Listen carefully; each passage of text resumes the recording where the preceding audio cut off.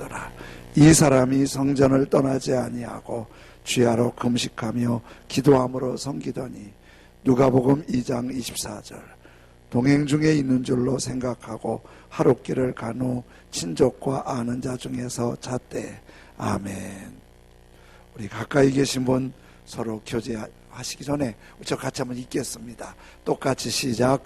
2020년은 주님께서 우리를 돌보시는 해입니다. 우리는 주님의 기쁨이 됩니다. 아멘. 가까이 계신 분한테 2020년은 주님께서 우리를 돌보시는 해입니다. 시작. 2020년은 주님께서 우리를 돌보시는 해입니다. 한 번 더.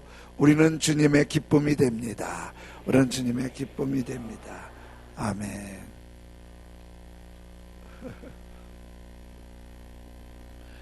설날 명절은 많은 사람의 이동이 있지요.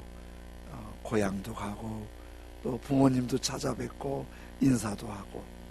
한 통계를 보니까 설날 명절에 이동하는 인구가 뭐 한 번, 두 번 이렇게 합쳐서 다 하겠지요. 한 3,500만 명 정도. 우리 한국에서만 3,500만 명 정도가 움직인다고 이렇게 통계를 얘기했더라고요. 중국도 이 음력 1월 1일을 지키잖아요. 중국은 우리처럼 설날이라고 하지 않고 춘절이라고 하잖아요. 춘절인데 한 통계에는 중국은 이 춘절에 30억 명이 움직일 거라고. 인구가 한 14, 15억 보는데 뭐 한 사람이 몇 번 다닌다고 보지요. 한 30억 명이 움직일 거라고 이렇게 보는 거예요. 그런데 중국은 그렇게 많이 움직이다 보니까 보통 이제 일반적으로 중국의 춘절 연휴가 보름입니다. 그리고 길면 한 달까지도 이렇게 긴 연휴를 하게 되죠. 그래서 사람들을 만나고 그리운 사람들을 만나고 함께 교제도 하고 좋은 시간을 갖지요. 그런데 이제 명절 돼서 이런 생각을 해보니까 예전에 명절을 지키는 거하고 지금 명절을 지키는 거하고 느낌이 많이 다른 것 같아요.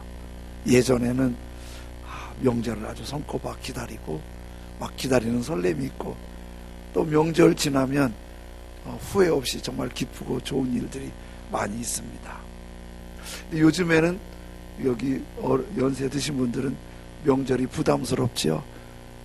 쓸 일도 많고 할 일도 많고 여자분들도 그렇지요. 그런데 왜 이렇게 명절이 잘할 때와 또 지금하고 느낌이 다를까? 이거는 이제 나이의 문제도 있겠지만은 명절에 대한 기다림은 경제적인 상황과도 연관되는 것 같아요. 경제가 조금 여유로워지면 명절을 기다림이 확실히 좀 덜하고 경제가 많이 힘들 때는 명절을 기다림이 더하지요. 제가 이제 잘할 때를 생각해 보니까 보통 명절이 아닐 때는 영양가 없는 음식만 많이 먹었잖아요. 그치요? 보리밥, 고구마, 김치, 된장 뭐 이런 것만 먹지 고기는 구경하기 어렵잖아요. 떡도 요즘처럼 아무 데가 사 먹는 거 아니고 명절 때만 여러 가지 하잖아요. 또 기억나는 건 어머님이 한두 달 전부터 한과를 직접 만드셨어요. 이렇게 반죽을 하고 어떻게 방바닥에다 말리고 어떻게 튀기고 뭐 조청을 바르고 하는데 너무 맛있었어요. 그러니까 늘 그런 거 먹다가 1년에 그래도 설과 추석에는 2번은 고깃국 먹잖아요. 여러 가지 떡 먹잖아요. 또 한과며 이런 거 먹지요. 얼마나 좋아요.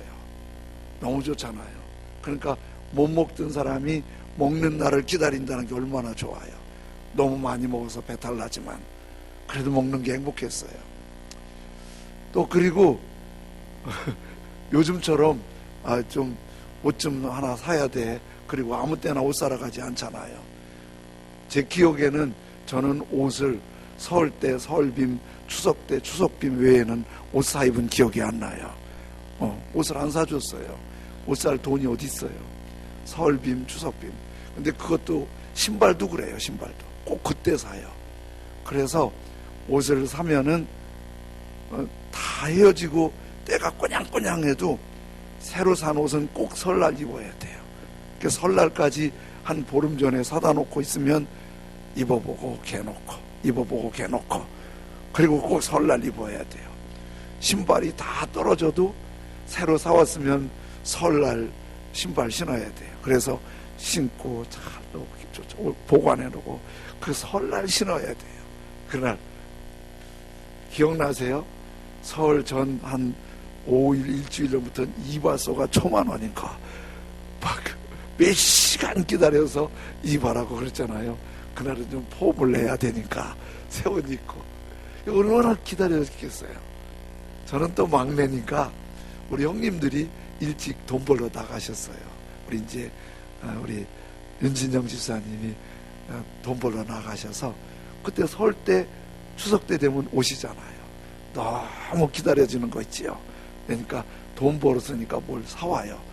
촌에선 구하기 어려운 만난 사탕, 과자, 선물, 용돈까지 주시니까 얼마나 기다려져요.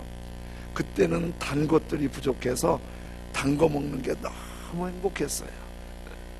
형님이 한번 기억나는데 엿을 이렇게 뭉쳐서 비닐로 싼 사탕을 이만한 거 한 봉지를 사오셨어요. 사오셨는데 한 주먹을 딱 해서 주머니에 넣어주는데 그거를 벗겨서 먹는데 얼마나 재밌는지 그거를 하나 먹지 않고 몇 개를 해서 입에다 넣었어요. 그러니까 입에서 엿이 녹으니까 막 뭉쳐지잖아요. 너무 행복했어요. 상상이 가지요. 그 엿이 이제 뭉퉁한 게 입안에 들어가 있는데 이걸 이제 빨리 먹어야 떠먹잖아요. 그래서 입을 꽉 씹었는데 이게 붙어갖고 안 떨어지는 거예요. 의치하고 안 치하고 안 떨어지는 거예요. 이게 막 그래서 막 제가 이렇게 하고 겨우 뗐는데 피가 콸콸 나는 거예요. 옛날에 피만 나오면 무섭잖아요. 죽는 줄 알고 막 무서워서 떼갔더니 이 입안엔 엿이 붙어 있지요. 피는 콸콸 나지요. 막 정신이 없는데 그 엿에 흔들리던 치아가 빠진 거예요. 그래서 아주 죽는 줄 알았어요. 너무 행복한 그런 추억이 생각이 나더라고요. 얼마나 행복하고 좋았어요. 그런 것들. 이렇게 추석이 참 설이 좋고 행복하고 기다려졌는데 요즘에는 그런 추억들이 별로 없잖아요. 뭐 평상시에도 얼마든지 떡이며 만난 거 너무 많이 먹어서 걱정이잖아요. 그래서 지금도 보면 경제적으로 어려운 지역이나 나라일수록 그 명절 이벤트가 아주 미친 듯이 즐기잖아요. 어쩐 때는 너무 미친 듯이 즐기다가 죽기까지 할 만큼 그렇게 즐기잖아요. 왜냐하면 평상시 누려보지 못한 기쁨이나 즐거움이나 음식이 명절 때 아주 집중하기 때문에 그 기쁨과 기다림과 설렘이 있는 거예요. 예수님 당시에 최고의 명절은 6월절이었어요. 우리는 중국이나 우리는 이 명절 되면 다 고향이나 부모님께나 이렇게 찾아뵙는데 이스라엘의 6월절은 그러지 않아요. 이스라엘의 6월절은 전부 성전으로 모여요. 예루살렘 성전으로. 그러니까 저 북쪽 그 가이사랴 빌립보부터 저 남쪽 사해까지 한 600km 우리 부산 서울 거리 정도 되는 거리인데 그 당시 교통수단이 없을 때 그 먼 거리를 그 예루살렘이 남쪽 쪽에 있으니까 저 가이사랴 빌립보 갈릴리 북쪽에서부터 내려오려면은 뭐 한 1, 2주 걸려야 되죠. 걷고 그리고 또 남쪽에서도 가까운데도 대략 예수님이 사시는 나사렛에서 성전까지 가려면은 한 4일 정도 걸린다고 보지요.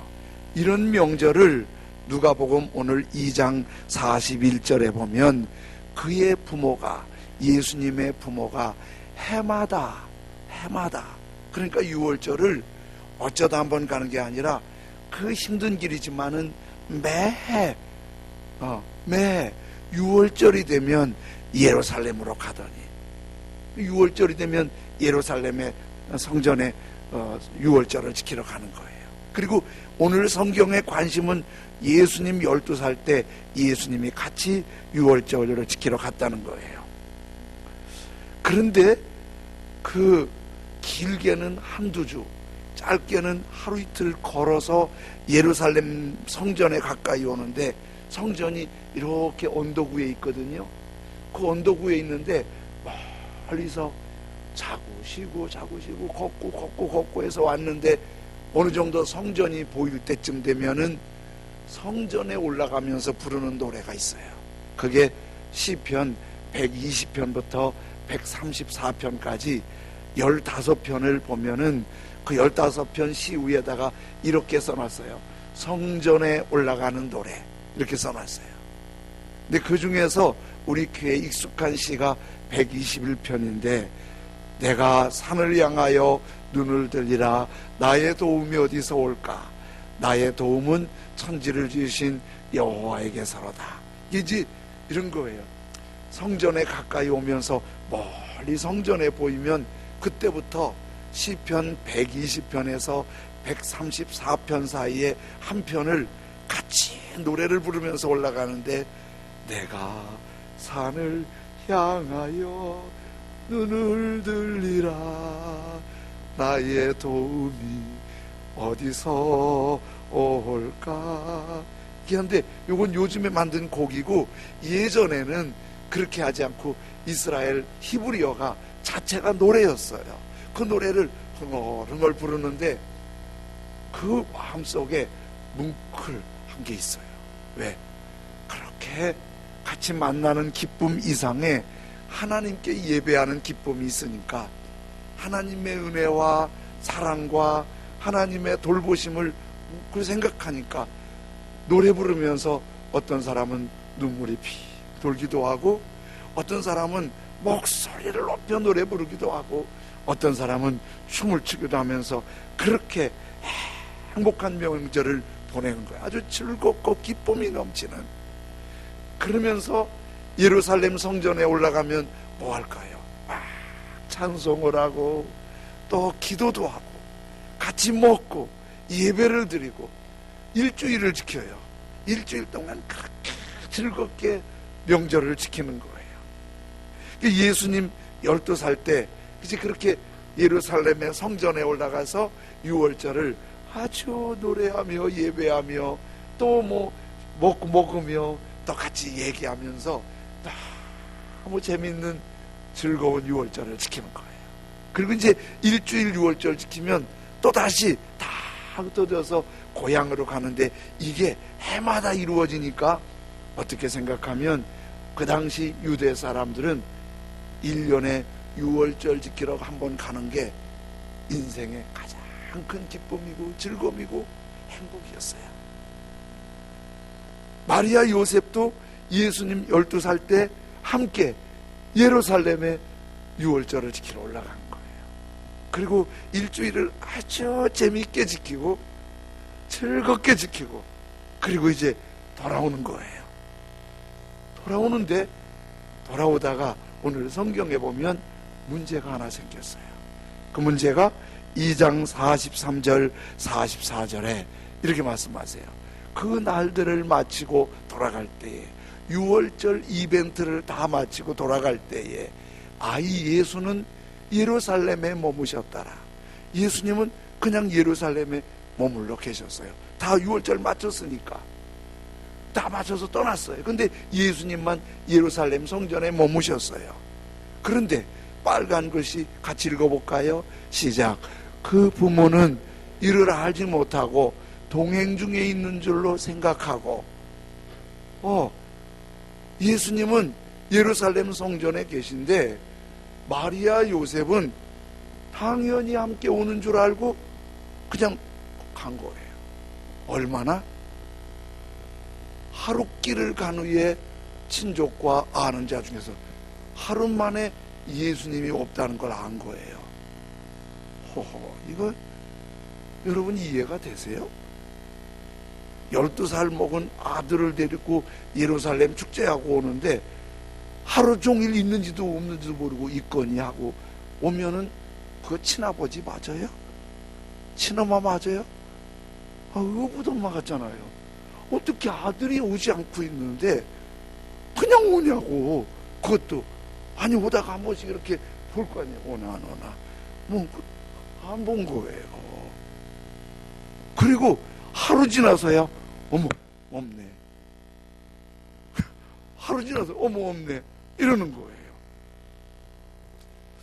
그런데 성경에서 마리아 요셉이 하루 동안 예수님 잊어버린 이 스토리를 얘기하고 싶은 것만은 아니겠지요. 이 말씀이 특별히 기록된 것은 우리 믿음 생활에 도전을 주시려는 하나님의 마음이 있는 거예요. 그러면 하나님이 뭘 좀 우리에게 말씀하고 싶으신 거지요? 우리가 믿음 생활 하잖아요. 교회 생활 하잖아요. 주일날이면 오셔서 일찍 오셔서 안내도 해주시고 또 찬양을 위해서 찬양 준비도 하고 은혜롭게 찬양하고 교회학교 선생님들은 일찍 오셔서 아침 9시 예배 드리고 지금 밑에서 교회학교 봉사를 하고 또 식당에서 음식 준비하느라고 막 힘들게 하고 정리하고 이렇게 열심히 하는데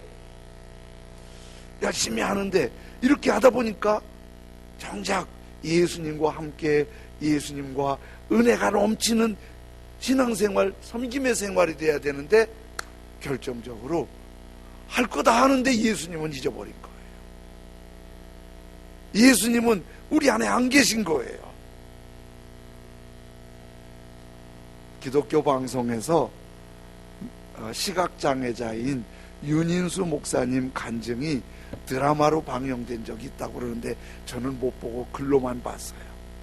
그런데 이 윤인수 목사님이 자랄 때 이북에서 피난 내려와서 어머니는 어머니하고 단둘이 사는데 어머니는 중병에 시달리고 또 아들 인수는 시각장애이고 그리고 북에서 맨몸으로 내려왔고 뭐 사는 게 급급하잖아요.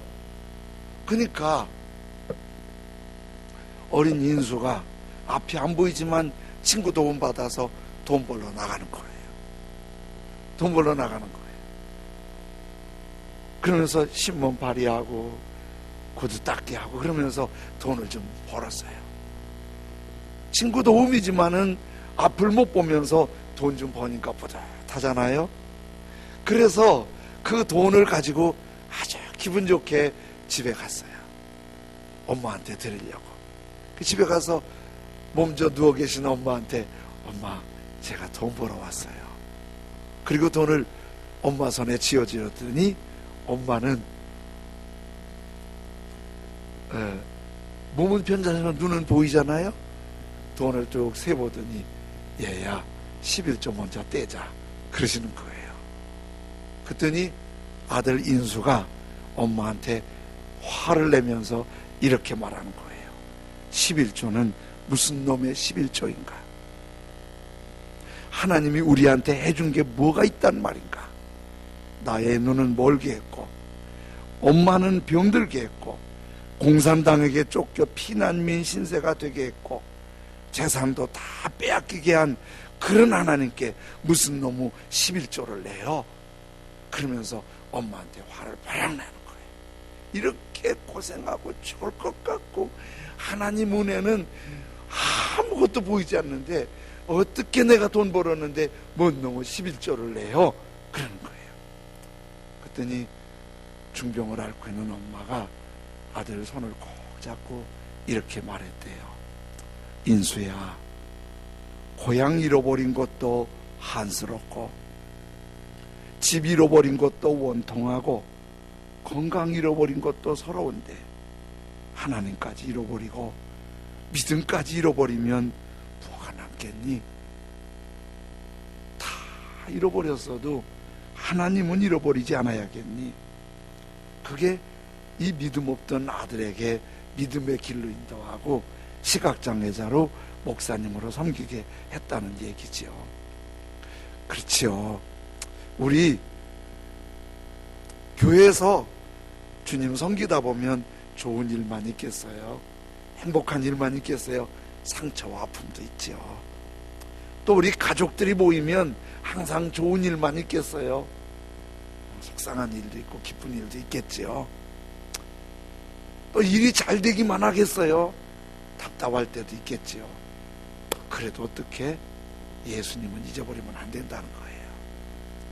하나님까지 잊어버리고 믿음까지 잃어버리면 뭐가 남겠니? 다 잃어버려도 하나님 믿음, 예수님은 잊어버리지 말아야지. 그래서 오늘 예수님을 잊어버린 마리아 요셉에게서 우리가 어떻게 하면 예수님을 잊어버리지 않고 예수님 꼭 잡고 기쁘고 영광스러운 이 길을 갈 수 있을까? 두 가지를 깨우쳐 주시는데요. 한 가지는 마리아 요셉이 예수님을 왜 잊어버렸냐면 너무 사람끼리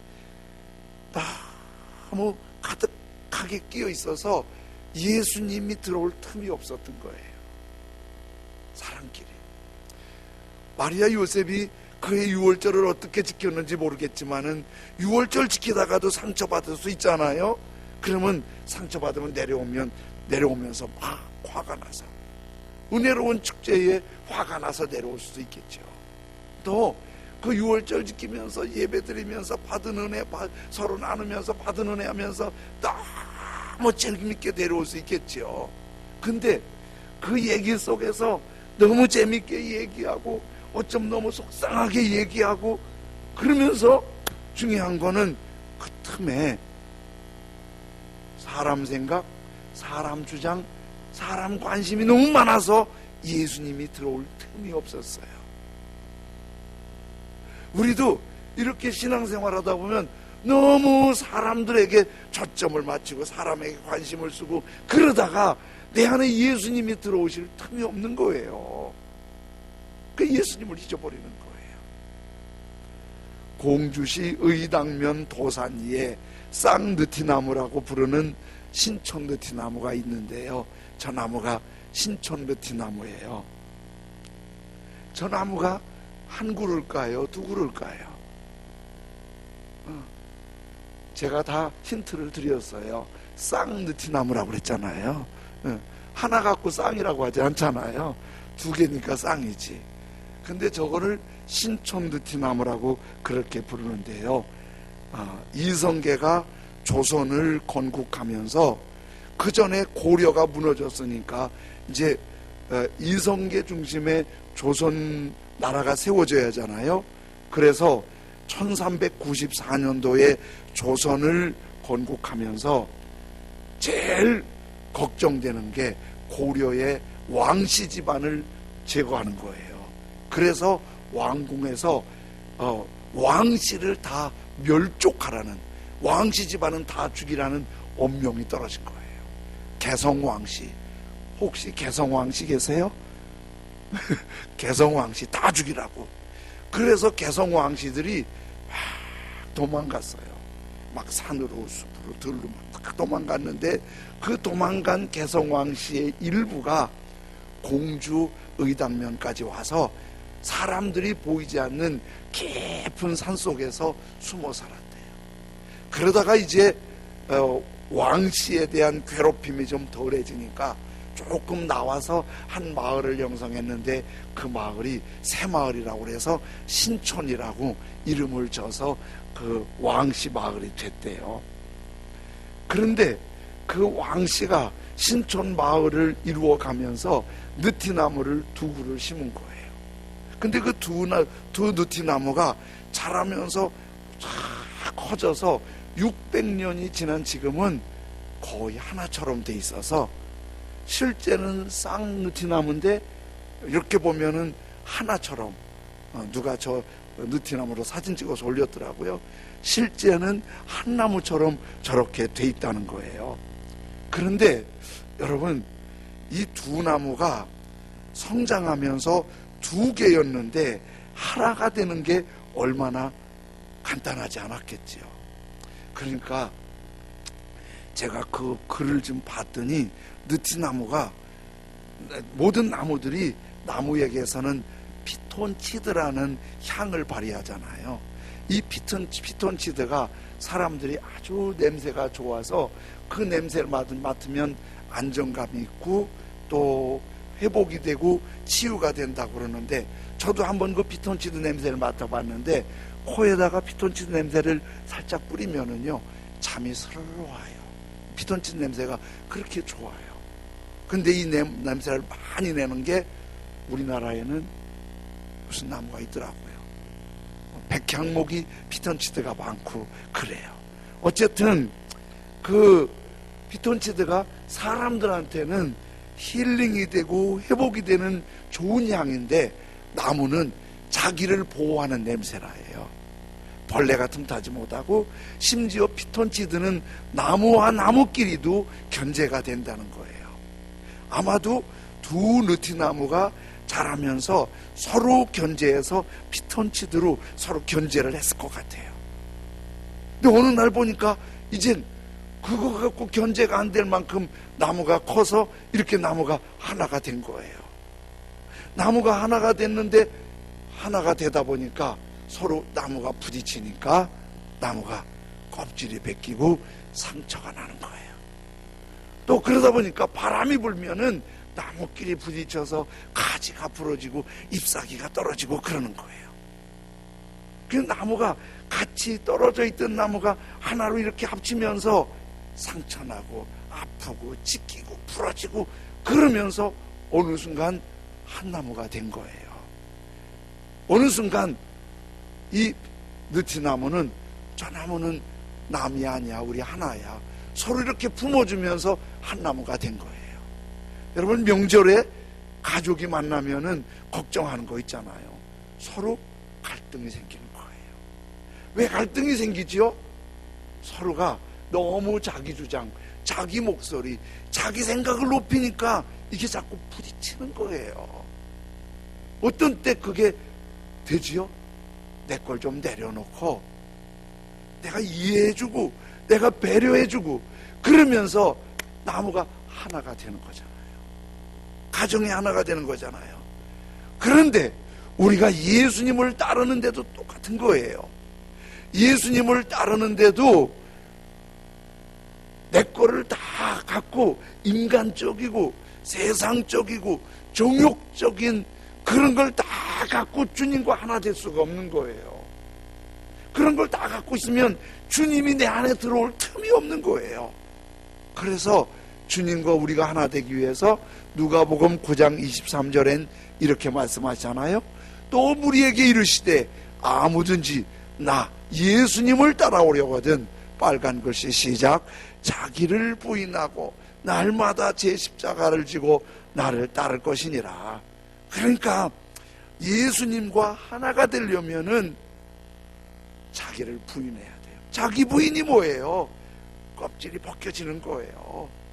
가지가 부러지는 거예요. 자꾸 상처가 생기는 거예요. 그러면서 예수님과 하나 되는 거예요. 그 하나 되면서 예수님의 임재 가운데 너무 고생하지 않고, 이 마리아 요셉이 예수님을 잊어버리는 데는 하루 걸렸어요. 다시 회복하는 데는 3일 걸렸어요. 그래도 회복했으니까 다행이지요. 제가 전도해 보면요, 예수님 잃어버리고 회복 못하는 분들도 만만치 않아요. 회복을 못해요. 믿음이 회복이 잘 안 돼요. 그런 분들은 안 믿는 사람 전도하기보다 더 힘들 때도 있어요. 전도하잖아요. 그럼 뭐라 앉았어요? 나도 그거 다 압니다. 안 돼. 알면 뭐해? 믿음이 없는 걸. 예수님을 잊어버린 걸. 그런데 예수님을 잊어버리면 아픈 거예요. 방황하는 거예요. 힘드는 거예요. 그래서 내가 예수님 앞에 열고 사람끼리만 어울리는 게 아니라 예수님이 내 안에 들어오셔서 내 주인이 되시도록, 내 인생을 드라이브 하시도록 예수님과 동행하는 은혜가 있기를 원합니다. 한 가지 더는요, 이런 거예요. 아니, 예수님이 함께 하는 줄 알면서 너무 예수님과 사귐이 없었어요. 사귐이 없었어요. 같이 걸어가지만 예수님한테 관심이 없어요. 어떻게 하루 종일, 여러분 12살 먹은 애가 아니라 어른이라도 같이 가는 사람 눈이라도 한번 줘도 어떻게 하루 종일 눈도 한번 안 줘요. 있는지 없는지도 몰라요. 근데 남 얘기 같은데 우리 얘기예요. 그렇잖아요? 여러분 명절에 바쁘셔갖고 성경 쳐다보지도 않으셨죠? 제가 예전에 한번 했어요. 후탁교인이 있대요. 그 딱 집에 가면 성경책 딱 놔두고 주일날 또 됐네. 그 보면 성경에 먼지가 묻은 거야. 그래서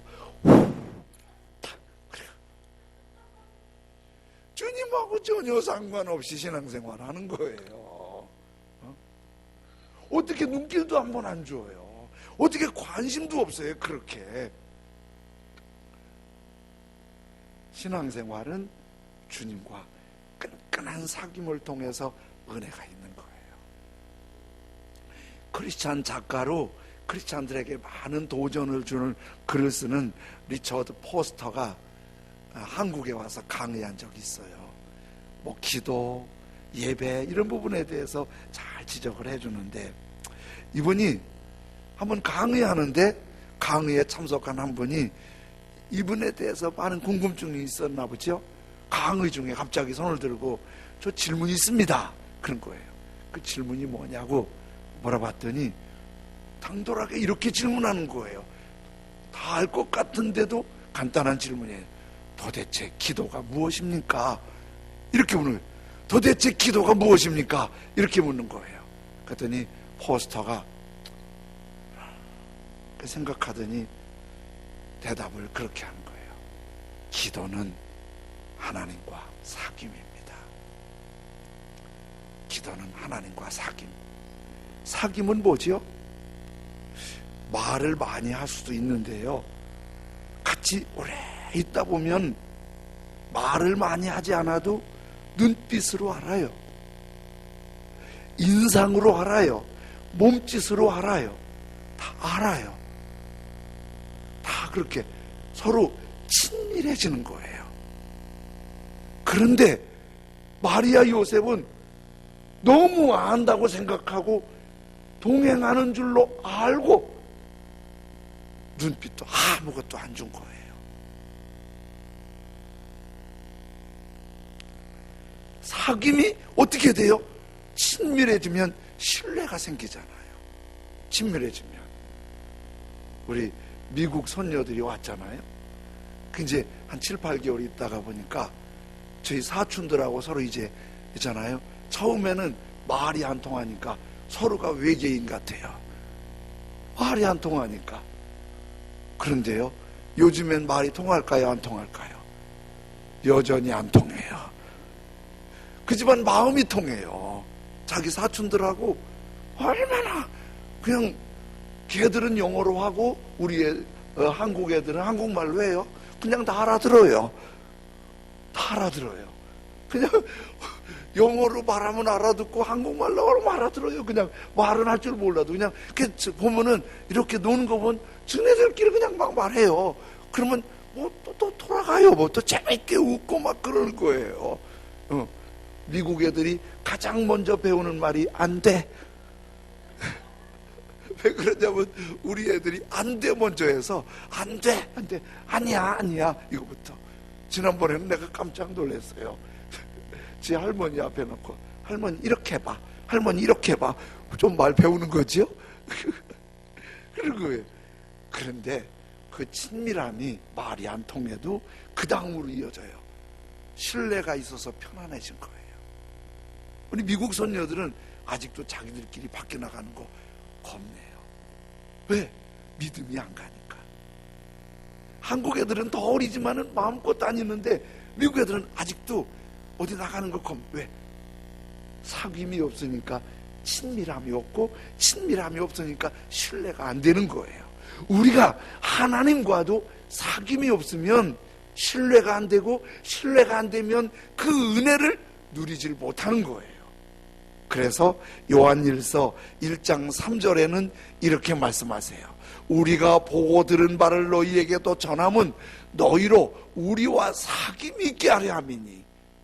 사귐 있게 하려 함이니. 빨간 글씨 똑같이 시작. 우리의 사귐은 아버지와 그 아들 예수 그리스도와 더불어 누림이라. 야, 보세요. 우리가 사귀잖아요. 이 요한일서를 쓴 요한 사도와 그리고 교회 형제들과 사귐이 있는데, 그 사귐은, 우리의 사귐은 친구와의 사귐만이 아니라 아버지 하나님과 그 아들 예수 그리스도와 더불어 누림이라.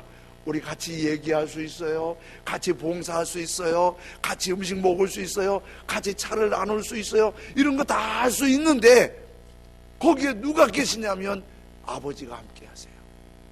거기에 누가 함께 하시냐면 예수님이 함께 하시는 거예요. 그걸 누리는 거예요. 그 누림.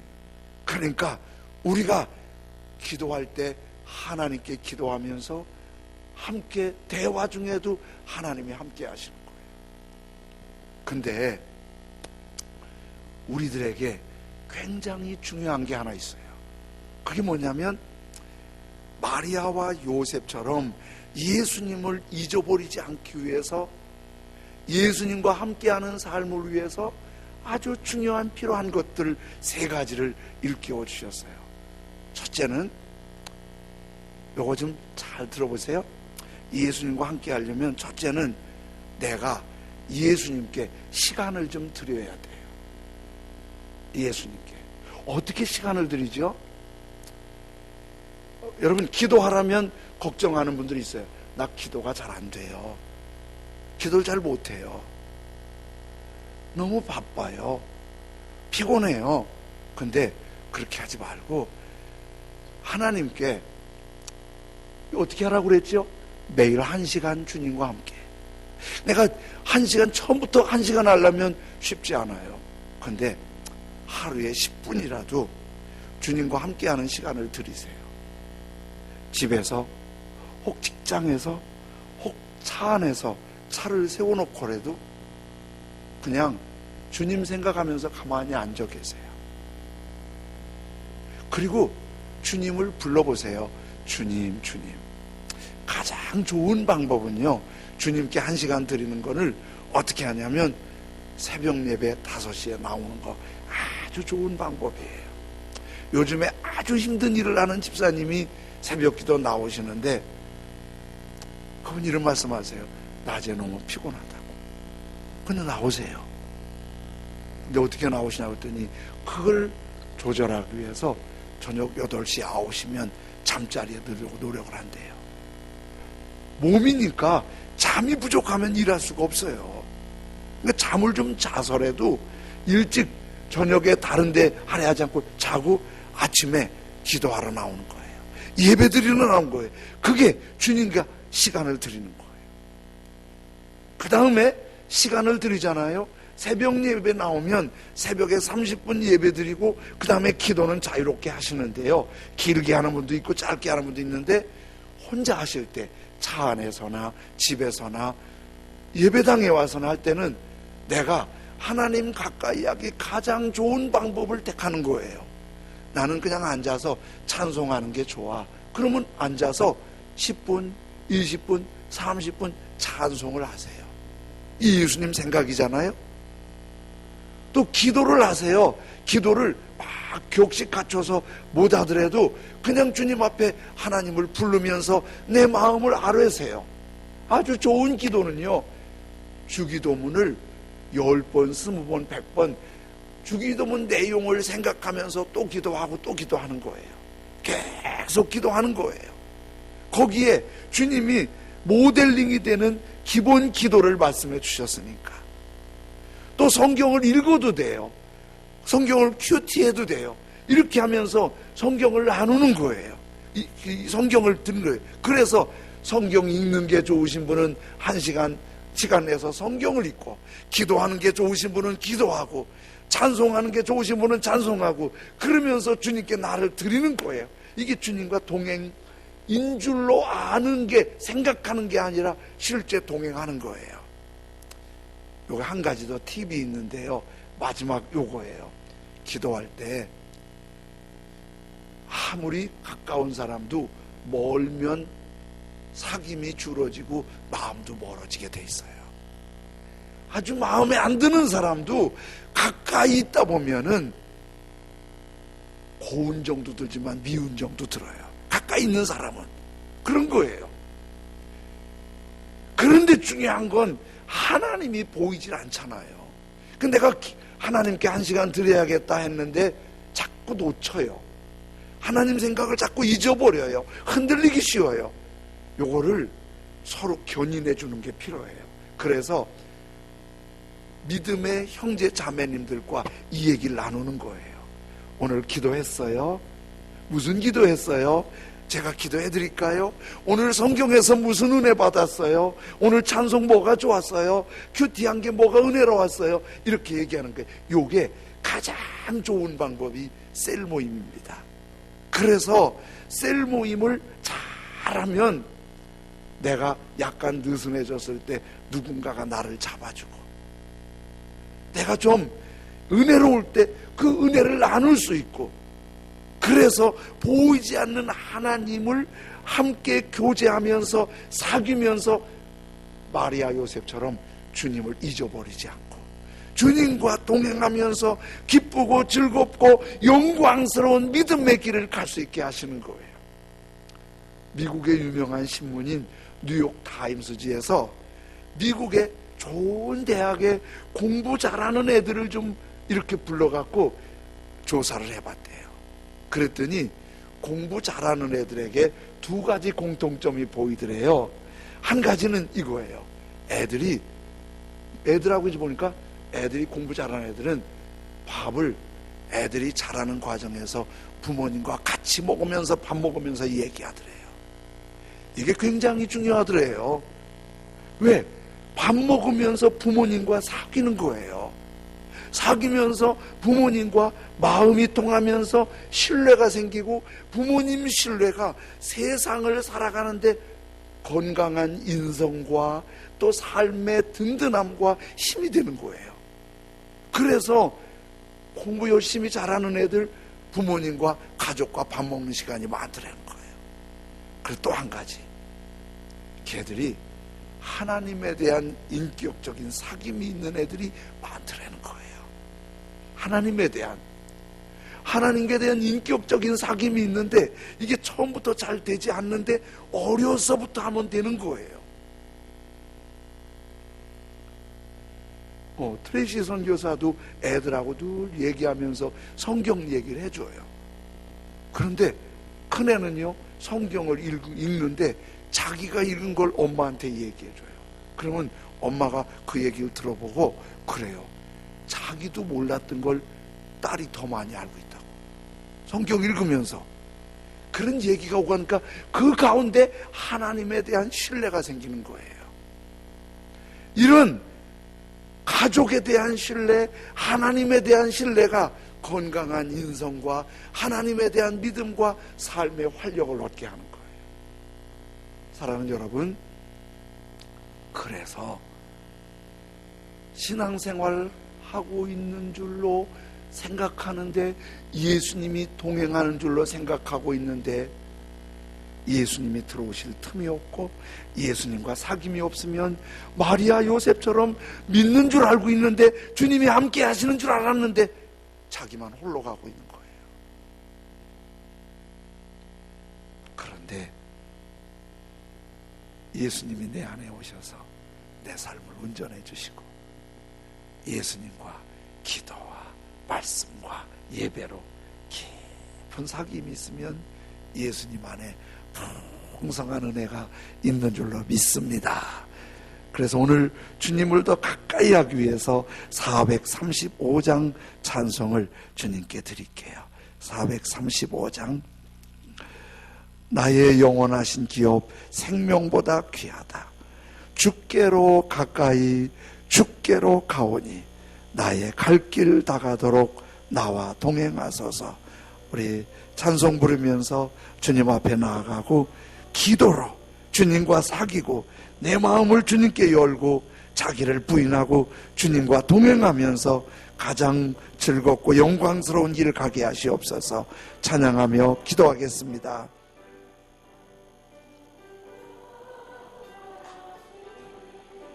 생명보다 귀하다 나의 갈 길 다가도록 나와 동행 주께로 가까이 주께로 가오니 나의 갈 길 다가도록 나와 동행하소서. 세상 복이 아니람과 모든 명예 버리고 험한 길을 가는 동안 나와 동행하소서. 주께로 가까이 주께로 가오니 나의 갈 길 다가도록 나와 동행하소서. 얻은 골짝 지나가며 험한 바다 건너서 천국 문에 이르도록 나와 주께로 가까이 주께로 가오니 나의 갈 길 다가도록 나와 동행 주께로 가까이 주께로 가까이 주께로 가오니 나의 갈 길 다가도록 나와 동행하소서. 주님께 내 시간을 드리겠습니다. 주님께 내 시간을 드리겠습니다. 매일. 그리고 주님을 가까이 하겠습니다. 그 은혜를 나누면서 주님을 잃어버린 요셉이 아니라 주님이 함께 하시는 기쁘고 즐겁고 영광스러운 믿음의 길을 가게 하여 주옵소서. 주여, 주님을 가까이 하고 주님을 더 가까이 하고 주님께 시간을 들여 깊은 교제하며 주님이 내 안에 계시고 풍성한 은혜의 삶이 되게 하시옵소서. 한 목소리로 같이 하나님 앞에 기도드리겠습니다. 할렐루야. 하나님 아버지 감사합니다. 살아계신 아버지 하나님, 주님을 가까이 함이 우리에게 가장 은혜요 복인데 마리아와 요셉은 예수님 앞에 마음을 닫아 놓고 있어서 예수님을 잊어버리고 예수님과 사귐이 없어서 예수님을 잊어버리고 많이 힘들어하고 어려워했던 것은 오늘 말씀을 통해 보게 하시니 감사합니다. 살아계신 하나님 아버지, 주님을 더 가까이 하게 하여 주옵소서. 주님 앞에 우리의 시간을 드리고 말씀과 기도와 찬양과 예배로 주님과 더 가까워지고 주님과 친밀한 사귐을 통해서 서로 나누며 힘을 얻으며